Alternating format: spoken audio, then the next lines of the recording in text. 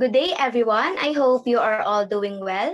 To start off, let me introduce myself. I am Jaisal Messina, a licensed veterinarian and the acting secretary of the Chief Executive Officer of the Cali Valley Vet Clinic, and I welcome you all to this job interview. So first, let me just confirm, is Dr. Riza Marie Awat here? Yes, Doc. Doc Mangilit? Yes, Doc, I'm good. Doc Cheryl Nilo? Yes, Doc. Okay, let us proceed. Kindly answer in that same sequence you were called. Let's start with Doc Awat. Please tell me something about yourself. Hi, you can call me Riza. I was a government veterinarian for 4 years in Batangas, and I was assigned to cattle industry, diagnose and treat them. And at the same time, I conducted vaccination, annual checkups, spay and neuter for small animals here in our province. I enjoy working with the team, and I am very willing to learn and be trained by my fellow doctors.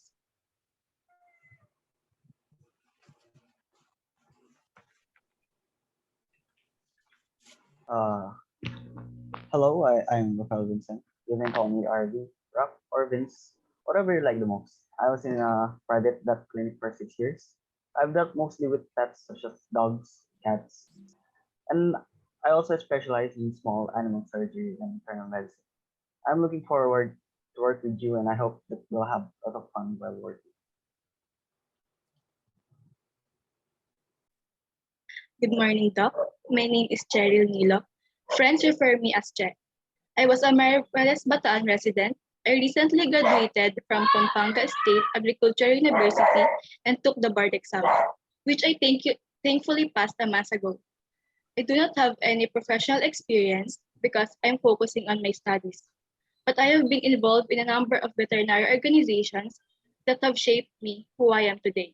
I am willing to work with the group to help and be aided by my fellow medical professionals as we treat the animals. Okay, for Doc Awat and Doc Mangilit, what made you decide to leave your last job? Well, my previous job was in Batangas, but my family decided to leave the province and have a new life here in Pampanga. It was a hard decision, but I had to quit my job because I cannot bear to leave my parents alone. While I was in a 6 years, I'm a 6 year resident at a MD veterinary clinic. I have two reasons why I decided to leave. First, the owner is closing the clinic to prepare for migration in different country, and since there's no one to operate the clinic, they decided to close it and use the money for their migration. Second is it's kind of far to my home, so I decided to find a nearby clinic that in need of a vet. And I also feel that I need to explore new things so that I can further expand the knowledge. Okay, for Doc Nilo, first of all, congratulations in passing this year's vet licensure examination, and I welcome you to the start of your professional vet life. So, Thank you, Dr. Doc. Nilo, how did you get into this field, or what made you decide to pursue in becoming a veterinarian? I have loved animals since I was a kid. It warms my heart to take care of them, alleviate their pain, and witness the owner's gratitude and praise. I want to be their voice, the voice for those who cannot speak. Okay, next question. Tell me about your past experiences of being a veterinarian.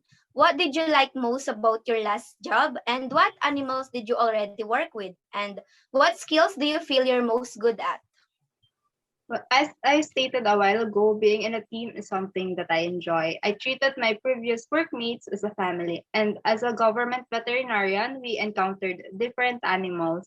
I liked how we face challenges, especially when we handle cattle and even those pets that are quite aggressive.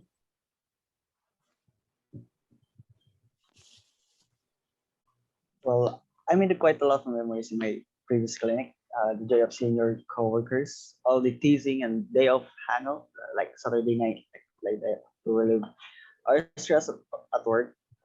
And I also befriended a lot of my clients, and I established a good relationship with them.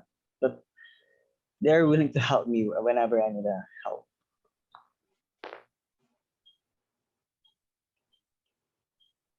I do not have any professional experience, but my alma mater is offering a veterinary clerkship and internship on and off campus as a part of our training during my student years. Typically, we work with small animals, but occasionally we visit farms to conduct assessments on poultry and swine. These trainings give me the impression that I am capable and sympathetic for the work I want to do.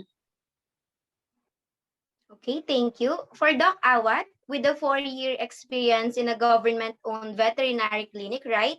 According to my knowledge, most of the services in provincial animal clinics are provided for free. Right, Doc?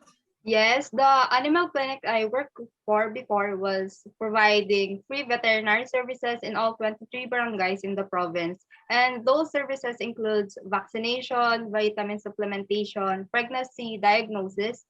They were main consultation and treatment.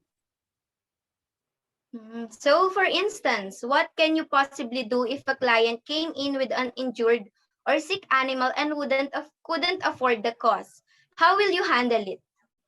Your clinic is a private one and it does not provide any free services. Therefore, all I can do for the client with their injured or sick animals is to assist them to the nearest government-owned clinic or any clinic that provides free services. Doc Mangilit, with a 6-year experience at a private-owned clinic, right? MD Veterinary Clinic, I just want to confirm if you're familiar with the term compassion fatigue. And have you already experienced it? Yes, Doc. Yes, I am very aware of this compassion fatigue. In this one of my 6 years as a vet, there will always time that you will experience it. For me, I often experience this compassion fatigue when the pet dies, even though you did your best. Of course, I avoid this by following the saying, you can sympathize with them, but don't empathize. I don't know where I heard it, but I know I heard it in somewhere in Facebook. A doctor said it, but yeah, it kind of helps me. And of course, I will convince myself that I did my best. It's just sometimes that there are things that you can say. We're not gods. We're just humans. Okay. For Doc Nilo, if I'm not mistaken, I think you're already aware that our clinic provides euthanasia services, right?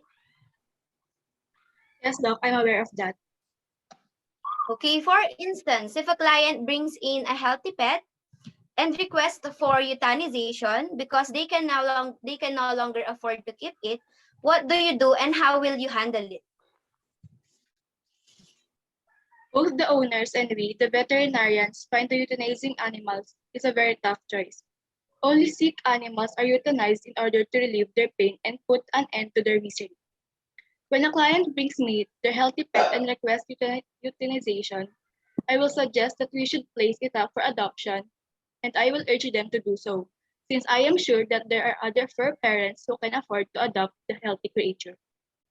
Yes, and actually, Cali Valley Vet Clinic has a partnership with a certain animal organization, the Potion Project, in which we also help in the welfare and adoption process of the animals there. So thank you for that answer, Doc Nilo.